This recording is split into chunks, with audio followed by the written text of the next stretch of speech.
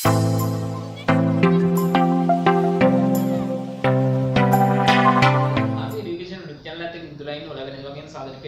channel එක කතා කරන්නේ combine max error දාලා කොහොමද ගැටලු විසඳන්නේ කොහොමද විභාග ගැටලු ඉදිරිය තියෙන සහ ඒක අදාළ විෂය කරන සම්බන්ධ. ඒතර අපි අවසාන වීඩියෝ එකෙන් කතා කරේ මහා කෝණ වලට අදාළව ත්‍රිකෝණමිතික අනුපාතයන් කොහොමද ලියාගන්නේ. උදාහරණයක් ගත්තොත් sin 120 120 180 180 කියන එක නම් සාමාන්‍යයෙන් මතක තියාගත්තා නේ. 330 200 වගේ කෝණ කොහොමද ලියාගන්නේ කියලා. එතකොට අද වීඩියෝ එක කතා කරන්නේ ඒ වීඩියෝ එකේ දෙවෙනි කොටස. එදා කතා කරපු එකේ ඊටු කොටස තමයි අද කතා කරන්නේ. අද වීඩියෝ එක ගොඩක් දික් වෙන වීඩියෝ ගන්න මේ කලින් වීඩියෝ එකේම උදාහරණ කීපයක් තමයි මේක කරන්නේ. එතකොට කලින් වීඩියෝ එක බලපු කට්ටිය දන්නවා මම මේ වීඩියෝ එකේදී කිව්වා වඩාත් පහසුවෙන් හදාගන්න ක්‍රමය මේ ඊළඟට දාන ඒ කියන්නේ අද දාන වීඩියෝ එකකින් කියනවා. ඒ කියන්නේ උදාහරණයක් ගත්තොත් එහෙනම් අපි sin 120 කෝණය ලියා ගන්න ඕනේ කියන්නේ. ඒතකොට sin 120 කියන කෝණය ලියා ගන්න ඕන නම් ඒක අපිට 90 සම්බන්ධ කරලා ලියන්නත් පුළුවන්. මේක තේරෙන්නේ කලින් වීඩියෝ එක බලපු කට්ටියට.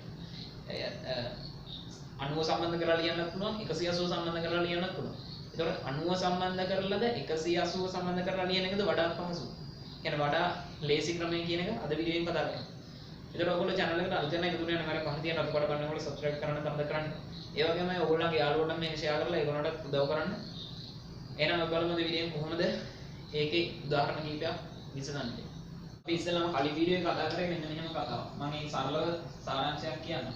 කණ්ඩායම් අක්ෂරයක් ගත්තොත් මෙන්න මේකට කියනවා පළවෙනි වෘත්ත පාදකය, දෙවෙනි වෘත්ත පාදකය, තුන්වෙනි වෘත්ත පාදකය, හතරවෙනි වෘත්ත පාදකය. මේවා පැහැදිලිව කලින් වීඩියෝ කතා කරලා තියෙන නිසා මම කෙලින්ම ලියාගෙන යනවා. මේකෙදි sin cos tan තුනම ධන කියලා කිව්වා. මේකෙදි sin විතරයි ධන කිව්වේ. මේකෙදි tan විතරයි ධන කිව්වේ. මේකෙදි cos විතරයි ධන කිව්වේ. මෙතන අංශක බිංදුව, මෙතන අංශක 90, මෙතන අංශක 180, මෙතන අංශක 270, මෙතන අංශක නැවත 360 ගන්න පුළුවන් කියලා කලින් වීඩියෝ කතා කරා. හරි. ඉතින් ඔයගොල්ලෝ ඒක බලන්න නැත්නම් මම බලලා description එකේ ඒක link එක දාලා තියෙනවා. ඔයගොල්ලන්ට මේ වීඩියෝ එක බලලා මේකට આવොත් සාමාන්‍යයෙන් දන්න කෙනෙක්ට නම් ගැටලුවක් නැහැ. නැත්නම් 2022 වගේ ලියන බයෝ කරන එක උනන මේක ගැලපෙනවා කියනවා. ඒ වගේ කෙනෙකුට ඒක මුලින් ඉඳලම අල්ලගත්තොත් මුල වීඩියෝ එකත් බලලා ඉන්න වෙනවා මේක අල්ලගන්න. හරි. ඊට දැන් අපි ඉස්සරහම අඩු උදාහරණ කතා කරොත් එහෙම. මම ගන්නවා sin 150. sin 150 කියන කෝණය අපි දන්නවා මම මේක කලින් වීඩියෝ එක බලලා තියෙයි කියලා හිතලා තමයි මෙහෙම කියාගෙන යන්නේ. හරි. ඒතර sin 150 කියන එක නම් අපි ලියන්න පුළුවන් ආකාර දෙකක් ගැන අපි කලින් වීඩියෝ කතා කරා. sin එකක් පුළුවන්. අපි ඉස්සරහම දන්නවා sin 150 තියෙන්නේ මොන වෘත්ත පාදකයකද බලන්න. මෙයා පළවෙනි, මෙයා දෙවෙනි, තුන්වෙනි, හතරවෙනි වෘත්ත පාදක. ඊට 150 තියෙන්නේ 90 180 අතර ඒ කියන්නේ දෙවෙනි වෘත්ත පාදකය. නම් දෙවෙනි වෘත්ත පාදකයේදී ලියන්න පුළුවන් ආකාර දෙකයි. 90 සම්බන්ධ කරලා ලියුවා 180 සම්බන්ධ කරලා ලියුවා. මම ඉස්සෙල්ලා 90 සම්බන්ධ කරලා ලියනවා. 90ට කිසියම් කෝණයක් එකතු වෙනවා. 150 කියන්නේ 90 දාන 60. 90 දාන 60 කියන්නේ 150. ඒ කියන්නේ sin 150 හැමම මම මේවා ලියනවා තව විදිහකට. 180 ඍණ 30 කියලා. 180 න් 30 කඩුනාම 150. ඒ කියන්නේ sin 150 ආයෙත් තියෙනවා. මම කරේ sin 150 කියන එක 90 දාන 60 කියලා එකක් ලියාගත්තා. ඒක එකක්. අනිත් එක 180 න් කිසියම් කෝණයක් කඩු කරලා. 180 න් 30 කඩු කරලා ඒ කෝණෙම ලියනවා. ඊට පස්සේ මෙහෙම ඉතින් 90 සම්බන්ධ කරලා ලියනවා. 90 සම්බන්ධ කරනවා නම් sin එක නම් cos වෙනවා කියලා කිව්වා. sin එක නම් cos වෙනවා. මෙයා අයින් වෙනවා. 60 මෙතන එනවා. මොකද sin එක cos තුනේ මේ 90 අයින් වෙනවා. පළවෙනි වීඩියෝ එක කරලා තියෙනවා. එතකොට අපි බලනවා දෙවෙනි වෘත්ත පාදකයේදී මෙතන sin දරද වෙන. දෙවෙනි වෘත්ත පාදකයේ sin එක දාන්න. එහෙනම් මෙතන දාන්න.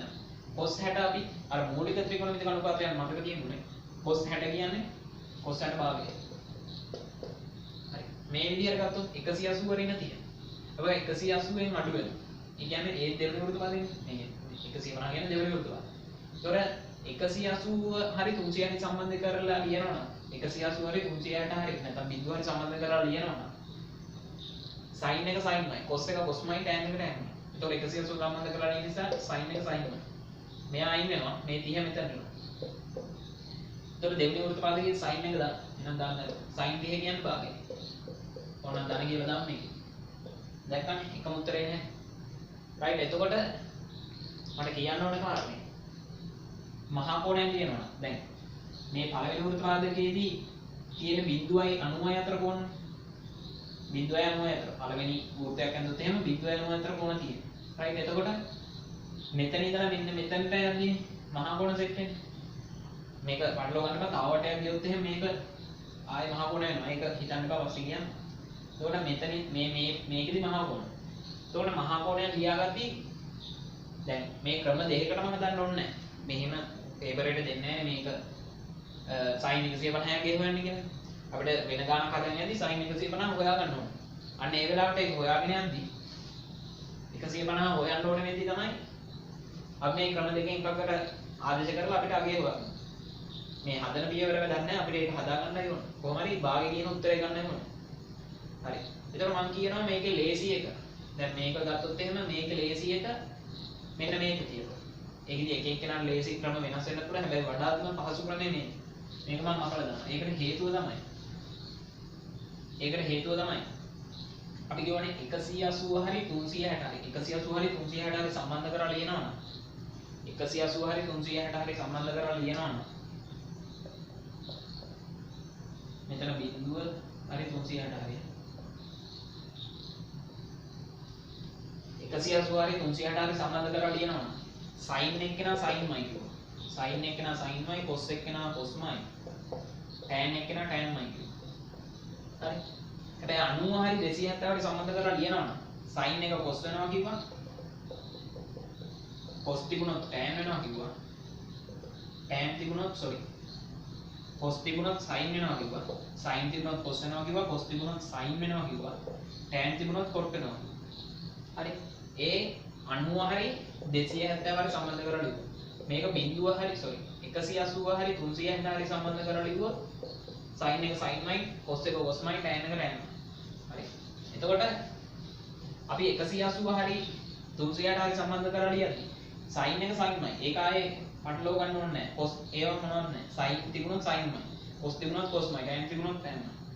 එතකොට ඊටු එක ආදේශ කරලා ධන ඍණ බලලා හදා ගන්න තියෙනවා. හරි මම ඊළඟ උදාහරණ ගන්නවා මෙහෙම. දැන් මෙතනින් ඉස්සරහට මම එක පියවරක විතර හදන්නේ. 180 හරි 360 හරි සම්බන්ධ කරලා විතරයි හදන්නේ. 90 270 කලන්දරයක් කියන්නේ නැහැ. මම උදාහරණයක් ගන්නවා. cos 150. හරි. cos 150 කියන එක අපිට 180 දැන් අපි දන්නවනේ 150 කියන්නේ දෙවෙනි වෘත්තපතය. එයාව 180 සම්බන්ධ කරලා ලියන්නේ. 180 ඍණ 30 කියලා ලියුවේ. හරි 180 සම්බන්ධ වෙලා තියෙනවා. cos නම් cos ම. මෙතන වෙනවා 30.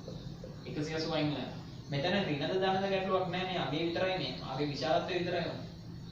එතකොට දෙවෙනි වෘත්තපාදකයේදී cos එක ධනද ඍණද? දෙවෙනි වෘත්තපාදකයේ sin එක ධන. ඒ කියන්නේ අනිත් දෙන්නම ඍණ. ඒ කියන්නේ tan එකයි cos එකයි ඍණ. කලින් වීඩියෝ එකේ මම පැහැදිලිව හිමීට කරලා තියෙන හින්දා මම වේගින් කරේ නැහැ. එතකොට cos එක ඍණ. ඒ නිසා ඍණ දානවා. cos 30 කියන්නේ මූල 3 බෙදීම 2යි. මෙතන ඍණයි ඍණ මූල 3 බෙදීම 2යි. ඊළඟ උදාහරණය. මම ගන්නවා tan 150. tan 150. tan 150 ලියන්න පුළුවන්. 180 ඍණ 30. හරි. tan 150 කියන්නේ දෙවෙනි වෘත්තපාදකය. එතකොට 180 සම්බන්ධ වෙලා ලියනවා නම් tan එකට යනවා. 180 අයින් වෙනවා 30 මෙතන වෙනවා. ඍණ 30 නෙමෙයි. 30 විශාලත්වය විතරයි මෙතන 100 මේ 150 හදාගන්න අපි අඩු කිරීමක් දැම්මට එතන ඍණ ලකුණ එන්නේ නැහැ. අංශක 30 විශාලත්වය විතරයි එන්නේ. හරි ඊට පස්සේ tan එක දෙවෙනි වෘත්තපාදක. මේ දෙවෙනි වෘත්තපාදකනේ 180 කියන්නේ දෙවෙනි වෘත්තපාදක. දෙවෙනි වෘත්තපාදකේ tan එක sin එක ගන්න. එහෙනම් cos එකත් ඍණ tan එකත් ඍණ. මේකෙදි tan එක දාන්න. එහෙනම් cos එකත් ඍණ sin එකත් ඍණ. මේකෙදි cos එක දාන්න. එහෙනම් tan එකත් ඍණ sin එකත් ඍණ. එතකොට මෙතන ආවොත් එහෙම මෙයා දෙවෙනි වෘත්තපාදේ. දෙවෙනි වෘත්තපාදේ sin එක දාන්න. tan එක අපිට ඕනේ tan එක ඍණ. අපි දන්නවා tan 30 කියන්නේ. tan 30 කියන්නේ එක බෙදීම මූල 3යි. එක බෙදීම මූල 3යි. මෙතන ඍණ ලකුණ වෙනවා ඍණ. ඊළඟ හතරවෙනි එක. මම ගන්නවා sin 225. sin 225. 225 කියන්නේ කොයි වෘත්තපාදේද? පළවෙනි එකද? නෑ නෑ පළවෙනි එකේ වෙන්න බෑ. 0.90 අතර පළවෙනි එක. 90 180 අතර දෙවෙනි වෘත්තපාදය. 225 කියන්නේ 180 270 අතර. ඒ කියන්නේ තුන්වෙනි වෘත්තපාදය. හරි. එයාව ලියන්න පුළුවන් කිව්වා 270 සම්බන්ධ කරලා 180 සම්බන්ධ කරලා. හැබැයි අපි ලේසි ක්‍රමයක් කිව්වා 180 හරි 360 හරි සම්බන්ධ කරලා ලිව්වොත් එතකොට අර sin එක cos වෙනවා cos එක sin වෙනවා tan එක cot වෙනවා වගේ ඒ කතන්දර නැහැ. හරි. එතකොට sin තිබුණොත් sinමයි cos තිබුණොත් cosමයි tan තිබුණොත් tanමයි. ඒතර මම මෙයාව ලියනවා 225 කියන එක 180 ධන 180 ධන කීයක් දෙන්න ඕන 225 හැදෙන්නේ 180 අපි 225න් ඕන අඩු කරමු 180 කීයද 5යි 12න් 8ක් 4යි 45යි 180ට 45ක් එකතු වුණොත් 225 දෙනවා. තව විදිහට 225 කියන එක මම 180 දාන 45 කියලා ලියනවා. ඒක 180 සම්බන්ධ කරලා ලියනවා නම් sin එක sin එක. මෙතන කොහොමද මෙතන දෙන්නේ? මෙතන ධනද ඍණද ගැටලුවක් නැහැ. විශාලත්වය විතරයි ගන්න. එතකොට මෙහා තියෙන්නේ තුන්වෙනි වෘත්තපාදකේ. තුන්වෙනි වෘත්තපාදකේ sin එක ධනද ඍණද? තුන්වෙනි වෘත්තපාදකේ tan එක දාන්න. එහෙනම් sin එකයි cos එකයි දෙකම ඍණ. එහෙනම් sin එක අපිට ඕනේ sin එක ඍණ. sin 45 කියන්නේ 1 යට මූල 2යි. ඍණ ලකුණ 1 යට මූල 2. ඍණ 1 යට මූල 2. හරි. ඊළඟට පස්වෙනි එක.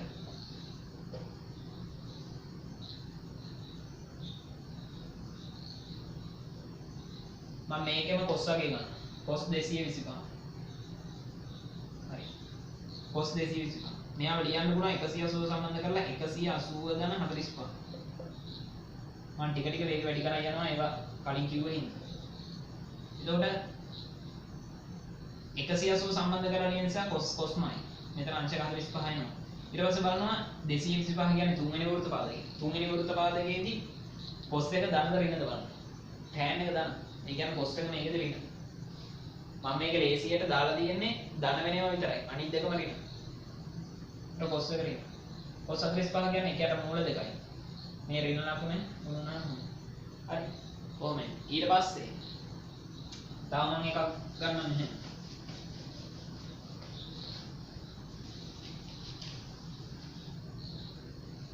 පස්වෙනි එකනේ tan එකක් ගන්නම මේක tan 225 එයාව ලියන්නේ tan 180 ධන 45 කියලා අපිට ඕන නම් ඉතින් 270 ඍණ කීයද 270 ඍණ 45 කියලා ලියන්න පුළුවන්. හැබැයි එතකොට sin එක cos වෙනවා ඒක අර්ධයි. අපි දැන් ලේසි ක්‍රමයෙන් තමයි හදන්නේ.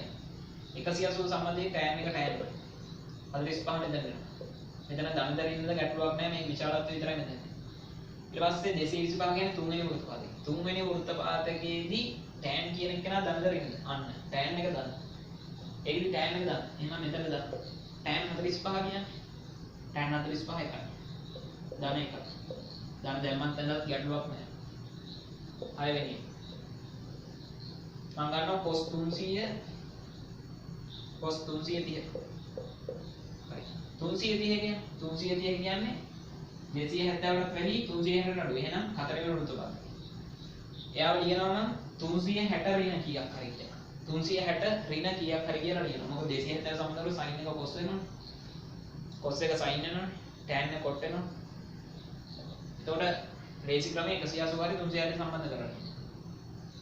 cos 330 ලියනවා නම් cos 360 ඍණ 30 කියලා. 360 ඍණ 30 කියලා. ඒතර 360 සම්බන්ධ කරලා ලියනවා. නැත්නම් 180 සම්බන්ධ කරලා ලියනවා cos එක cosමයි. sin තිබුණොත් sinමයි. tan තිබුණොත් tanමයි. මෙතන කොහොමද මෙතන? මෙතන ධනද ඍණද කියන ගැටලුවක් නැහැ. මෙතන විශාලත්වය විතරයි. ඊට පස්සේ බලනවා මේ හතරවෙනි වෘත්තපාදකේ නෙමෙයි තියෙන්නේ හතරවෙනි වෘත්තපාදකේ cos එක ධනද ඍණ අන්න cos එක ධන cos 30 කියන්නේ මූල 3 බෙදීම දෙක ධන ලකුණ මෙතන ඊළඟට 7 වෙනි මම ඒකේ sin එකේ තියනවා sin 330 sin 330 ලියුව හැකි sin 180 sorry 360 ඍණ 30 තියෙනවා එහෙනම් 360 හරි 180 හරි සම්බන්ධ වෙනවා නම් 360 සම්බන්ධ වෙන නිසා sin එක sin 30 මෙතන වෙනවා මේ තියෙන්නේ හතරවෙනි වෘත්තපාදකේ හතරවෙනි වෘත්තපාදකේදී sin එක ධනද ඍණද cos එක ධන එහෙනම් sin එක ඍණ cos එක ධන නම් sin එක ඍණ කියලා මම ගත්තේ මේකෙදි මම ඔන්න ලියන්න මේකෙදි දෙවෙනි වෘත්තපාද පළවෙනි වෘත්තපාදයේ sin cos tan තුනම ධන දෙවෙනි වෘත්තපාදයේ sin එක විතරයි ධන cos එක ඍණ tan එකත් ඍණ ඉතින් මම ධන කියන විතරයි ලිව්වේ අනිත් දෙක ලිව්වේ නැහැ. තුන්වෙනි වෘත්තපාදයේ tan එක විතරයි ධන, cos එක ඍණ, sin එක ඍණ. හතරවෙනි වෘත්තපාදයේදී cos එක ධන, tan එක ඍණ, sin එක ඍණ. ඕන්න ඒක ලිව්වා. ඒතකොට මේ තියෙන හතරවෙනි වෘත්තපාදයේ හතරවෙනි වෘත්තපාදයේදී sin එක ඍණ නේ ඍණ දැන් sin 30 කියන්නේ භාගය ඍණ අපිට තියෙනවා ඍණ ගන්න හරි ඕන්න මේක tan එකත් ලියමු tan 330 මෙයා ලියනවා tan 360 ඍණ 30 කියලා 360 සම්බන්ධ කරලා කියනවා නම් tan එක tanමයි 30 මෙතෙන් එනවා ධන ඍණද ගැටලුවක් නැහැ විශාලත්වය විතරයි යන්නේ එතකොට 330 කියලා කියන්නේ හතරවෙනි වෘත්තපාදය. හතරවෙනි වෘත්තපාදයේ tan එක මොකද්ද? හතරවෙනි වෘත්තපාදයේ tan එක ඍණ. tan 30 කියන්නේ 1ට මූල 3. මේ ඍණ ලකුණෙන් ගුණ වෙනවා. ඔන්න ඔහමයි. හරි. ඊළඟ 9 වෙනි උදාහරණ බැලුවොත්. දැන්ට හදපු ටිකෙන් තමයි එනවනම් ඉන්නේ කියන්නේ. අපිට ඕන වෙන්නේ. මේ තව උදාහරණ දෙකක් විතර කියනවා. ඒ උදාහරණ දෙකත් නිකන් පැහැදිලි වෙන්න. ඒවා නම් එනවා කියලා කියන්නේ මේ නිකන් අවබෝධයට කියන්නේ නවවෙනි. දැන් මේක බලද්දී මෙතන බිඳුව. දැන් අපි මුලින් ඉඳලා පටන් ගත්තොත් වාමාවර්තව. x අක්ෂයේ ධන දිශාව සමග වාමාවර්තව කරකවන්න යනවා. ඔන්න අංශක බිඳුව. ඔන්න අංශක 1 2 3 4 ඔහොම වැඩි වෙලා ඔන්න අංශක 100 අංශක 90ට ආවා. ඊට පස්සේ තවදුරටත් වැඩි වෙලා අංශක 180ට ආවා. ඊට පස්සේ තවදුරටත් වැඩි වෙලා ගිහිල්ලා අංශක 270ට ආවා. ඔන්න තවදුරටත් වැඩි වෙලා ගිහිල්ලා අංශක 360ට ආවා. මේක එක වටයක් නෙමෙයි කරගෙන පුළුවන්.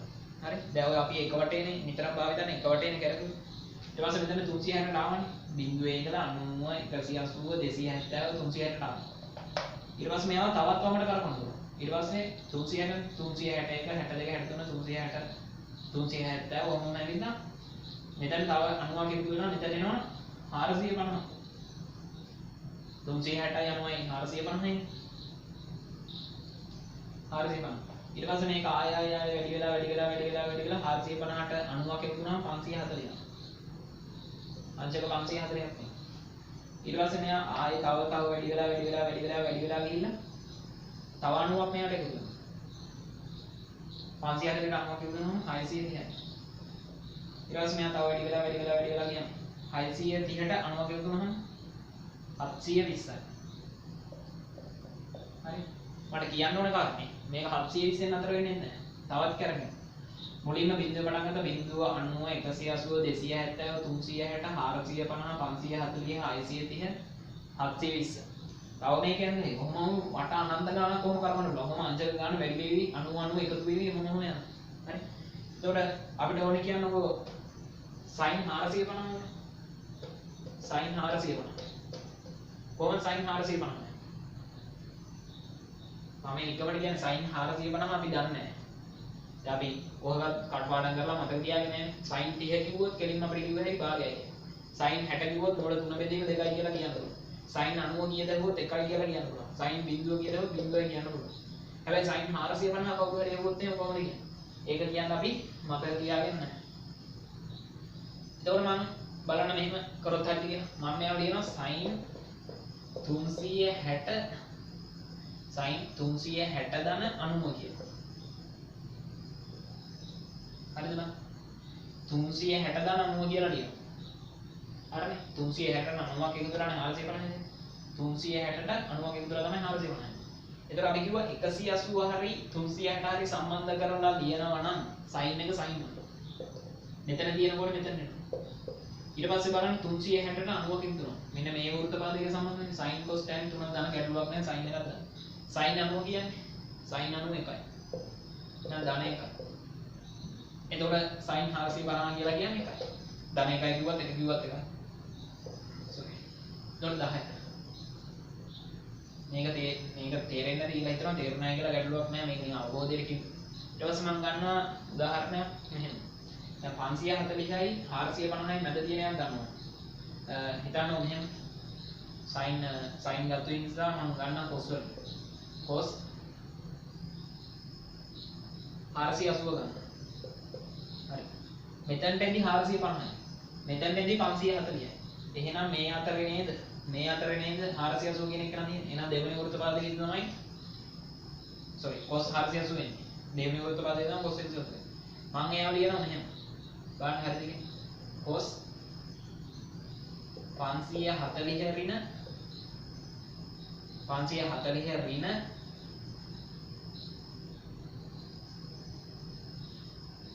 සුවයි 540න් 480යි 20යි. මෙතන 20යිනේ. 400යි 40යි 60යි. 480 කියන එක මම ලියුවා 540 ඍණ 60 කියලා. 540 ඍණ 60 කියලා. දැන් මොකද්ද මේ කියන්නේ? 540ක් ඇවිල්ලා තියෙනවා. අපි කිව්වා 180 ඇවිල්ලා තියෙනවා නම් 360 ඇවිල්ලා තියෙනවා නම් sin එක sinමයි cos එක cosමයි tan එක tanමයි. හරි ඒක කතන්දරේ හරි. ඊට පස්සේ 90 හරි 270 හරි සම්බන්ධ වෙලා තියෙනවා නම් sin තිබුණොත් cos වෙනවා කිව්වා, cos තිබුණොත් sin වෙනවා කිව්වා, tan තිබුණොත් cot වෙනවා කිව්වා. හරි මේ කාරණා දෙකම පැහැදිලි. ඊට පස්සේ මේ 540ක් ඇවිල්ලා. මොකද්ද මේ 540? ඒක දන්නේ නැහැ අපි. හැබැයි අර එකරවම කරපුවා මේ නේවනේ අපිට කලින් ආවේ. බහුතරයක් මාවේ එකරවම කරපදියා බලන්න. අන්න ඒකයි මම කිව්වේ 180 හරි 360 හරි සම්බන්ධ කරලා ලියනවා නම් sin එක sinමයි cos එක cosමයි tan එක tanමයි කියලා. හැබැයි ඒක 180ටත් පොදුයි 540ටත් පොදුයි. මෙතන 360ටත් පොදුයි 720ටත් පොදුයි. ඒතර මේකේ පොදු කාරණේ කිව්වොත් එහෙනම් මේ x අක්ෂයේ දෙපැත්තේ දෙන්නව සම්බන්ධ කරලා ලියනවා නම් sin එක sinමයි cos එක cosමයි tan එක tanමයි. y අක්ෂයේ දෙපැත්තේ දෙන්නව සම්බන්ධ කරලා ලියනවා නම් ඒ කියන්නේ 90 හෝ 450 හෝ 270 හෝ 630 හෝ y අක්ෂයේ තියෙන ඒවා සම්බන්ධ කරලා ලියනවා නම් sin එක cos වෙනවා cos එක sin වෙනවා tan තිබුණොත් cot වෙනවා. x අක්ෂයේ දෙපැත්තේ ඕනම සම්බන්ධ කරලා ලියනවා නම් sin එක sinමයි cos එක cosමයි tan එක tanමයි. මම හිතනවා තේරෙන්නේ නැති කියලා. ඒතර 540 කියන්නේ නිකන් 180 කියලා. ඒතර 540න් 60ක් අඩු වෙනවා. මේකෙන් අඩු වෙනවා. 60 අඩු වුණාම මේ දෙවිඩ උත්පාදකයේදී මෙයා මෙලිම අයින් වෙනවා. මෙයා අයින් වෙලා යනවා. cos තියෙනවා. 540 සම්බන්ධ කරා. 540 සම්බන්ධ කරාගෙන 180 සම්බන්ධ කරා වගේ තමයි. cos එක cosම. මෙතන 60 එනවා. මෙතන ධනදරින්ද ගැටලුවක් නැහැ විශාලත්වය විතරයි. ඒතර මේ 540න් 60ක් අඩු වෙනවා කියන්නේ දෙවෙනි උත්පාදකයේ 480 කියන්නේ දෙවෙනි උත්පාදකයේ. දෙවෙනි වෘත්තපාදකයේදී cos එක ඍණ cos 60 කියන්නේ භාගය. මේ ඍණ ලකුණේ මොනවද? ඍණ භාගය. හරි. ඔයගොල්ලෝ ඕන නම් කැල්කියුලේට් කරලා බලන්න cos 480 කීයද කියලා. cos 480ට එන්නේ ඍණ භාගයනේ. ඍණ භාගය කියන්නේ ඍණ 0.5. ඔන්න උත්තරේ එන්න ඕන. අන්න ඒ විදිහට හදන්න. ඒ වගේම මෙහෙටත් එකතු කරලා තව ඕන වෘත්ත ගන්න කොහොම මම ඔය ක්‍රමයට හදන්න පුළුවන්. හැබැයි එච්චර අපිට ඕන වෙන්නේ නැහැ. මේවා ඕන වෙන්නේ නැහැ. ඇත්තට මේවා ඕන වෙන්නේ නැහැ. මේ දෙක ඕන වෙන්නේ නැහැ. අර පළවෙනි එක වෘත්තයක් මෙහෙම කරවද්දී ඕන වෙන කාරණා ටික විතරයි අවශ්‍යයි. අද වීඩියෝ එක කතා කරේ අපි මහා කෝණ වලට අදාළව ත්‍රිකෝණමිතික අනුපාතයන් ලියා ගන්න වීඩියෝ වල දෙවෙනි කොටස. එතකොට මේ පළවෙනි කොටස සහ දෙවෙනි කොටස මේ සම්පූර්ණ එක ආවරණය කරා. ඒතර ඔයගොල්ලන්ට මේ කියපු ටික මුල් වීඩියෝ එකත් එක්ක බලලා දිගටම අහන අනිවාර්යෙන් තේරෙන්නේ නැති කියලා හිතනවා. ඒතර ඔයගොල්ලන්ට මොනවා හරි ප්‍රශ්නයක් આવුත් මේ සම්බන්ධව මොනවා හරි ගැටලුවක් આવුත් අනිවාර්යෙන් පහළ කමෙන්ට් සෙක්ෂන් එකේ කමෙන්ට් එකකින් අහන්න මම ඒකට උත්තරයක් දෙන්නම් අනිවාර්යෙන් තියෙන ගැටලුවක් සාධාරණ ගැටලුවක් නම්. හරි එහෙනම් ඊළඟ වීඩියෝ එකෙන් හම්බ වෙනකල් අදට ගිහින් එන්න. ඔයාලා හැමෝටම බුදු සරණයි.